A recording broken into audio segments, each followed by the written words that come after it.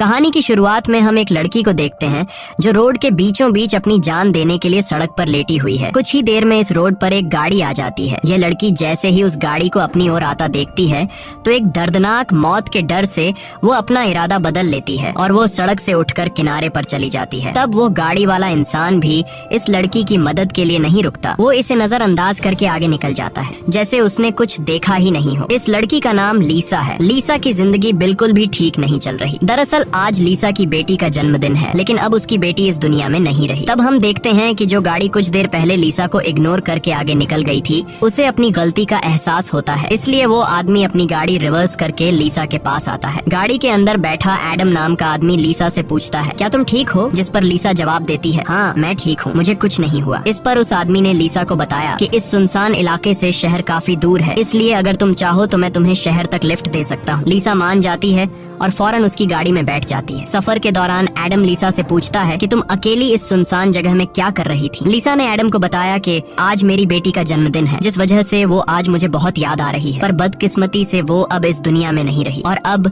मैं बिल्कुल अकेली हूँ। कोई भी ऐसा नहीं है इस दुनिया में जिससे मैं अपना कह सकूं। लीसा की ये बात सुनकर एडम कहता है, अच्छा इस वजह से तुम रास्ते के बीचों बीच मरने के लिए लेटी हुई थी? जवाब में लीसा ने कहा, मैं मरना नहीं चाहती, बस एक बार किसी तरह से अपनी बेटी से मिलना चाहती हूँ। तभी लीसा कार का रेडियो ऑन कर लेती है। रेडियो पर एक न्यूज चल रही होती है। रिपोर्टर बताता है कि जंगल में एक सीरियल किलर घूम रहा है और आज सुबह इस किलर ने 2 और लड़कियों को मार दिया है। पुलिस के पास उस किलर की तस्वीर तो नहीं है, लेकिन उन्हें इसके बारे में ये जानकारी मिली है कि कातिल एक गोरे रंग का आदमी है जिसके पास ब्राउन कलर की गाड़ी है और उसके दाहिने हाथ पर एक क्रॉस का निशान है। ये खबर सुनकर लीसा के पैरों तले जमीन खिसक जाती है, क्योंकि रिपोर्टर रेडियो पर जिस कातिल का हुलिया बता रहा था वो कोई और नहीं बल्कि एडम ही था। उसके हाथ में क्रॉस का निशान देखकर लीसा बहुत ज्यादा डर जाती है। इससे पहले कि लीसा खुद को बचाने के लिए कुछ कर पाती, तभी एडम अचानक जोर से कार का ब्रेक लगाता है, जिससे लीसा का सर तेजी से कार की डैशबोर्ड से जा टकराया और लीसा बेहोश हो गई। कुछ देर बाद जब लीसा की आंखें खुली तब उसने खुद को एक अजीब से बंकर में कैद पाया जो चारों ओर से लोहे की मजबूत दीवारों से बना हुआ था। लीसा खुद को इस बंद जगह में कैद पाकर बहुत ज्यादा घबरा जाती है और मदद के लिए चिल्लाने लगती है, लेकिन उसकी मदद करने कोई नहीं आया। हम देखते हैं कि लीसा को एक अलग तरह का सूट पहनाया गया है और उसके हाथ में एक घड़ी भी पहनाई गई है। लीसा उस घड़ी को निकालने की बहुत कोशिश करती है, लेकिन वो घड़ी इतनी मजबूत थी कि काफी कोशिश के बाद भी वो उसके हाथ से नहीं निकलती। आखिर में जब उसे रियलाइज होता है कि इस जगह से निकलना इम्पॉसिबल है, तो वो थक हार कर एक जगह में बैठकर रोने लग जाती है। तभी अचानक उस चेम्बर का दरवाजा खुला। लीसा ने देखा कि दरवाजे के दूसरी ओर एक सुरंग है। उस सुरंग के एंड से रोशनी नजर आ रही थी। लीसा को समझ आया कि अगर इस जगह से बाहर निकलना है तो इस सुरंग से होकर निकलना पड़ेगा। लीसा खुश हो जाती है कि उसे बाहर निकलने का रास्ता मिल गया है, लेकिन जैसे ही वो सुरंग के अंदर चली गई तभी अचानक उसके पीछे उस चेम्बर का दरवाजा अपने आप बंद हो गया। ये देखकर लीसा की सांस रुक गई और अब उसे समझ आया कि वो पहले से भी ज्यादा खतरनाक जगह में फंस गई है। तभी अचानक लीसा के हाथ में बंधे ब्रेसलेट में अलार्म बजने लगा और 11 मिनट का टाइमर सेट हुआ। ये देखकर लीसा समझ गई कि मुझे 11 मिनट में यहाँ से निकलना होगा, नहीं तो मैं हमेशा के लिए यहाँ पर बंद रह जाऊंगी। इसीलिए लीसा अपने हाथों और पैरों के बल रेंगती हुई जल्दी से उस रोशनी की तरफ बढ़ने लगी, लेकिन जैसे ही वो उस रोशनी के करीब होती जा रही थी तभी अचानक उस सुरंग का आगे का दरवाजा धीरे धीरे बंद होने लगा। ये देखकर लीसा और तेजी से आगे बढ़ने लगी, लेकिन जब वो उस दरवाजे के पास पहुंची तो वो दरवाजा पूरी तरह से बंद हो चुका था। लीसा को कुछ समझ नहीं आ रहा था कि अब यहाँ से कैसे निकला जाए। वो चीख चीख कर रोने लगी। तभी उसकी नजर उस दरवाजे के बगल से जा रही एक दूसरी सुरंग पर पड़ी, लेकिन वो रास्ता बहुत ज्यादा तंग था। लीसा को अब कोई और दूसरा रास्ता नजर नहीं आ रहा था, इसलिए लीसा हिम्मत करके किसी तरह सुरंग के अंदर चली गई और काफी मुश्किलों के बाद वह उस रास्ते को पार कर लेती है और आगे बढ़ते हुए एक ऐसी जगह पर पहुंच जाती है जहां एक प्लेटफॉर्म की तरह 2 रास्ते बने हुए थे। एक रास्ता ऊपर से जा रहा था और दूसरा रास्ता नीचे से। लीसा को कुछ समझ नहीं आया और वह ऊपर के रास्ते को चुनती हुई घुटनों के बल आगे बढ़ने लगी, लेकिन थोड़ा आगे जाते ही नीचे का फ्लोर ऊपर उठने लगा। अगर वक्त रहते लीसा वहां से नहीं निकल पाई तो नीचे का रास्ता उसे ऊपर चिपका कर मार देगा। लीसा डर के मारे तेजी से आगे बढ़ने लगी। वो उस जगह के बीच बस पिसने ही वाली थी कि तभी इस सुरंग के एंड तक उसका हाथ पहुंच जाता है और जैसे ही वो रास्ता पूरी तरह से बंद होने वाला था, लीसा अपनी जान बचाकर वहां से निकलने में कामयाब हो जाती है। खुद को कुचलने से बचाकर वो एक सुकून की सांस लेती है, लेकिन उसे पता नहीं था कि अब उसके लिए मुश्किलें और भी बढ़ने वाली हैं, क्योंकि आगे का रास्ता और भी ज्यादा खतरनाक है। तभी उसके घड़ी में अलार्म बज उठा। ये अलार्म बता रहा था कि आधा समय बीत चुका है और अब उसके पास सिर्फ 5 मिनट बाकी है। इसीलिए वो अब फिर से आगे बढ़ने लगी। जहाँ उसे थोड़ी दूर दूर जाते ही रास्ते में कोई इंसान लेटा हुआ दिखाई दिया। लीसा जब उसके करीब आई तो उसने देखा कि वो कोई जिंदा इंसान नहीं बल्कि एक जली हुई डेड बॉडी है जिसकी हालत बहुत खराब है। उस लाश के हाथ पर भी वैसी ही घड़ी बंधी हुई थी जैसी लीसा के हाथों पर बंधी थी। लीसा को समझ आ गया कि ये इंसान भी मेरी तरह इस सुरंग से निकलने की कोशिश कर रहा था, लेकिन वो यहाँ से निकलने में कामयाब नहीं हो सका और मारा गया। मतलब यहाँ से निकलना इम्पॉसिबल है। इस डेड बॉडी को देखकर लीसा की यहाँ से निकलने की बची कुची उम्मीद भी टूट गई, लेकिन उसने किसी तरह हिम्मत जुटाई और इस डेड बॉडी को साइड पर करके आगे बढ़ने लगी। जब वो घड़ी की तरफ देखती है तो उसके पास सिर्फ 2 मिनट का टाइम बचा हुआ था, इसीलिए वो और तेजी से आगे बढ़ने लगी। तभी अचानक एक मजबूत लोहे की सलाखों ने आकर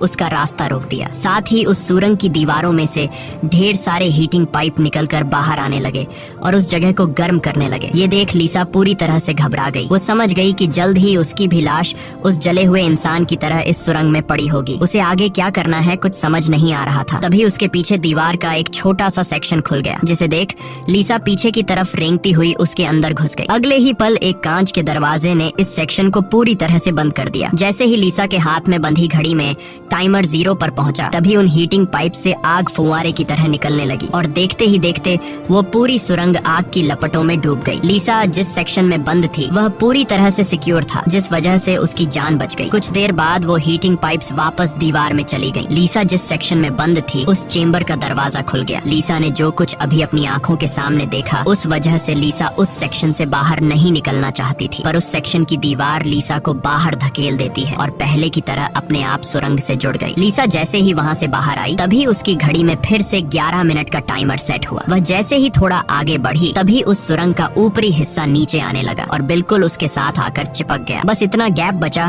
कि वो रेंगते हुए यहाँ से आगे निकल सके। लीसा अब पूरी तरह से बेबस हो चुकी थी। वो जोर जोर से रोने लगी। जब उसकी नजर घड़ी पर पड़ी तो वहाँ उसका टाइम खत्म हो रहा था, जिसका मतलब था कि अब से ठीक 11 मिनट बाद फिर से उस सुरंग में आग का सैलाब आएगा और लीसा को राख कर देगा। वो सोचती है कि इतनी बुरी मौत मरने से अच्छा है कि क्यों ना एक बार फिर से वो यहाँ से निकलने की कोशिश करे। इसीलिए वो फिर से हिम्मत करके अपनी जान बचाने के लिए पीठ के बल अपने हाथों के सहारे रेंगते हुए आगे बढ़ने लगी। थोड़ी दूर ऐसे ही रेंगते हुए जाने के बाद वो सुरंग खत्म हो गई और आगे पानी का एक टैंक आ गया। लीसा बहुत ज्यादा थक गई थी और प्यास ने उसका बुरा हाल कर दिया था। वो इसी तरह लेटे हुए हाथों की मदद से पानी पीकर अपनी प्यास बुझा लेती है। जब उसने अपनी घड़ी की तरफ देखा तो अब सिर्फ 8 मिनट रह गए थे। अब पानी के अलावा उसे कोई और दूसरा रास्ता नहीं दिखा, इसलिए वो एक लंबा सांस लेते हुए पानी में ही उतर गई। पानी में उतरने के बाद टैंक काफी बड़ा था। उसे अब समझ नहीं आ रहा था कि किस तरफ जाना है। वो यहाँ वहाँ पानी में निकलने का रास्ता ढूंढने लगी, मगर उसे कोई भी निकलने का रास्ता नहीं मिला। दूसरी तरफ जहाँ से वो इस टैंक में उतरी थी वह रास्ता भी बंद हो चुका था। अब उसकी सांस भी खत्म होने लगी थी। तभी टैंक में से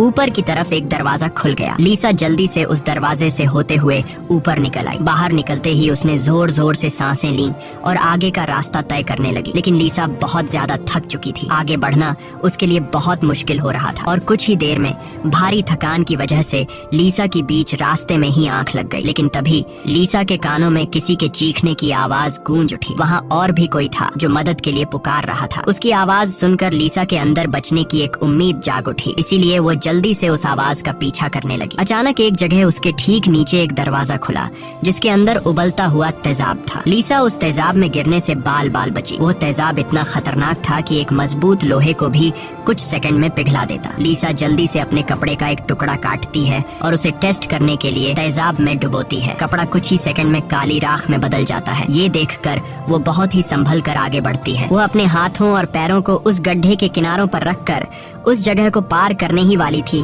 कि तभी उसका घुटना तेजाब में लग जाता है, जिससे लीसा दर्द से चीख पड़ी। खुशकिस्मती से उसके सूट की वजह से उसका घुटना गलने से बच गया, लेकिन उसके घुटने पर एक गहरा जख्म बन गया था। अच्छी बात ये थी कि अब वह मदद की आवाज काफी करीब से आ रही थी। लीसा अपना दर्द भूलकर फिर से उस आवाज का पीछा करने लगी और आखिरकार वो एक लोहे की ग्रिड के पास जा पहुंची। उससे कुछ दूरी पर एक और ग्रिड थी जिसके पीछे एक आदमी था। उस आदमी ने भी लीसा की तरह हाथ में घड़ी और सूट पहना था। लीसा उससे कहती है कि देखो मेरी बात सुनो, हम दोनों यहाँ पर फंसे हुए हैं। अगर हम एक दूसरे की मदद करें तो यहाँ से निकल सकते हैं। लेकिन वो आदमी काफी लंबे समय से उस सुरंग में फंसने की वजह से उसकी दिमागी हालत खराब हो चुकी थी। वो कभी लीसा को गालियां देने लगता तो कभी सॉरी तैयारी करने लग जाता। वो कहता है कि ये लोग जल्द ही वापस आएंगे और हम दोनों को मार देंगे। ये कहकर वो पागल जोर जोर से हंसने लगा। तभी लीसा देखती है कि उसके हाथ में बंधी घड़ी में 60 सेकंड की काउंटिंग शुरू हो गई है। वो हीटिंग पाइप्स दोबारा दीवारों से बाहर निकल आए।